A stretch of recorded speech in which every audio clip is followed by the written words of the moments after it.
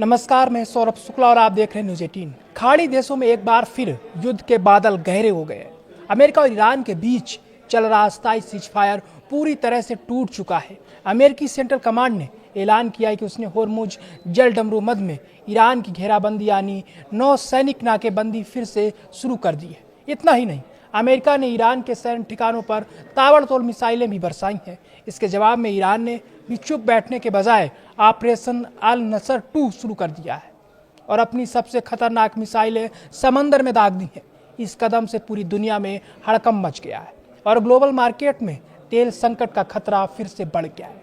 अमेरिकी लड़ाकू विमानों ने ईरान के मिसाइल और ड्रोन ठिकानों पर बमों की भारी बारिश की है, लेकिन ईरान भी घुटने टेकने के मूड में बिल्कुल नहीं है। उसने अपने ऑपरेशन अल नसर 2 के तहत दुनिया की सबसे खतरनाक मिसाइलों जैसे खैबर सिकन और जुल्फकार को समंदर में उतार दिया है।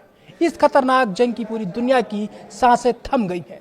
अमेरिकी सेना की सेंट्रल कमांड ने दोपहर ठीक 3 बजे ईरान के खिलाफ एक बेहद आक्रामक सैन्य अभियान छेड़ दिया। इस बार अमेरिकी सेना का सीधा मकसद होर्मुज जल डमरू मध्य में ईरान की उस ताकत को हमेशा के लिए कुचल देना है जो अंतर्राष्ट्रीय व्यापारिक जहाजों को निशाना बनाती है।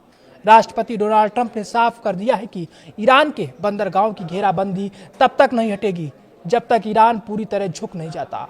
अमेरिकी हमलों में ईरान के तटीय रक्षा तंत्र, मिसाइल बेस और ड्रोन सेंटर्स को भारी नुकसान पहुंचने का दावा किया गया है। अमेरिका की इस आक्रामक कदम के बाद ईरान के पैरामिलिट्री रिवोल्यूशनरी गार्ड ने मोर्चा संभाल लिया। ईरान ने ऑपरेशन अल नसर 2 के तीसरे दौर का ऐलान करते हुए अपनी सबसे घातक मिसाइलें खैबर सिकन और जुल्फकार दाग दी हैं। इन मिसाइलों के साथ दर्जनों सुसाइड ड्रोन भी लॉन्च किए गए हैं।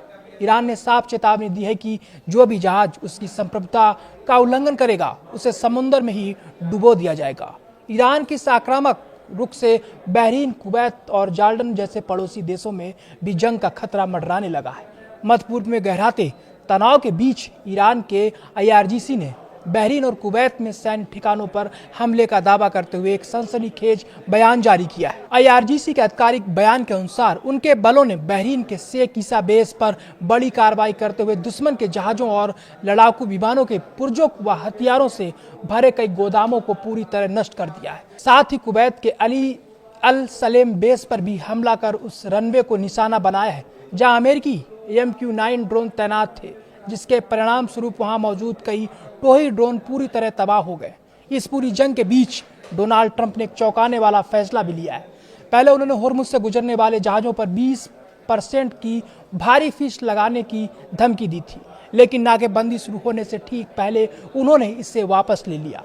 ट्रंप ने खुद खुलासा किया कि खाड़ी देशों के राजाओं और अमीर सुल्तानों ने उन्हें फ़ोन किया था। उन्होंने अमेरिका से गुजारिश की कि जहाज़ों पर जो टैक्स लगाने की बात आप कर रहे हैं उसको वापस ले लो। बदले में वे अमेरिका में अरबों डॉलर का भारी निवेश करेंगे। ट्रंप ने इस सौदे को बेहतर माना और टैक्स का विचार छोड़ दिया। होर्मुज जल डमरू मध्य सिर्फ एक समुद्री रास्ता नहीं है, बल्कि ये पूरी दुनिया की लाइफलाइन है। जंग से पहले दुनिया का 20% कच्चा तेल और गैस इसी सकरे रास्ते से होकर गुजरता था। जब फरवरी में अमेरिका और इजराइल ने मिलकर ईरान पर पहला हमला किया था, तब यह रास्ता पूरी तरह ठप हो गया था। उस समय दुनिया भर में तेल और अनाज की कीमतें आसमान पर पहुंच गई थी। अब एक बार फिर इस रास्ते पर बारूद बरसने की वैश्विक अर्थव्यवस्था के डूबने का खतरा पैदा हो गया है। दोनों देशों के बीच 60 दिनों का जो अस्थायी शांति समझौता हुआ था, वह अपने आधे सफर में ही दम तोड़ चुका है। इस समझौते के तहत बातचीत के जरिए परमाणु कार्यक्रम और समुद्री विवाद को हमेशा के लिए सुलझाना था, लेकिन दोनों देशों की जिद ने इसे मलबे में तब्दील कर दिया। हालांकि पाकिस्तान इस समय भी पर्दे के पीछे से दोनों देशों को शांत करने और सीजफायर को दोबारा जिंदा करने की कोशिश में लगा है, लेकिन जिस तरह समंदर में मिसाइलें बरस रही हैं, उसे देखकर लगता है कि ये जंग अब रुकने वाली नहीं है।